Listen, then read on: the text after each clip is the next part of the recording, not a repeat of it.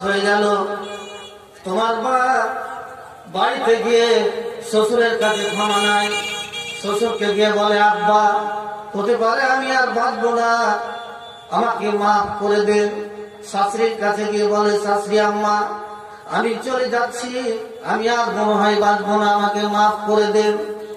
একান্তে বাড়ির সবাই কাছে মাপ নিয়ে একান্তে স্বামীটাকে ডেকে নিয়ে বলে, চাবির বোঝাটা স্বামীকে দিয়ে বলে, ও আমার স্বামী, হতে পারে তোমার সাথে আমার শেষ দেখা, আমাকে ভয় লাগছে, অনেক কষ্ট লাগছে, মনে হয় আমি আর বাঁচবো না।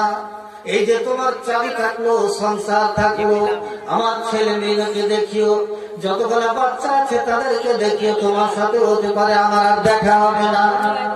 বিদায় নিয়ে চলে যায়, বুক ফাটা কান্না, চিৎকার করে কানে। হায়রে কি এমন দৃশ্য আল্লাহ রাব্বুল আলামিন দিয়েছে, দুনিয়ার ভুক্তভোগী মা ছাড়া কেউ বলতে পারবে না কত কষ্ট। যেই মা সন্তান পেটের মধ্যে দিয়েছে, একজন জীবিত মানুষ আর একজন জীবিত সন্তানকে, আর একটা জীবিত মানুষকে পেটের মধ্যে নিয়ে চলেছে ফিরেছে।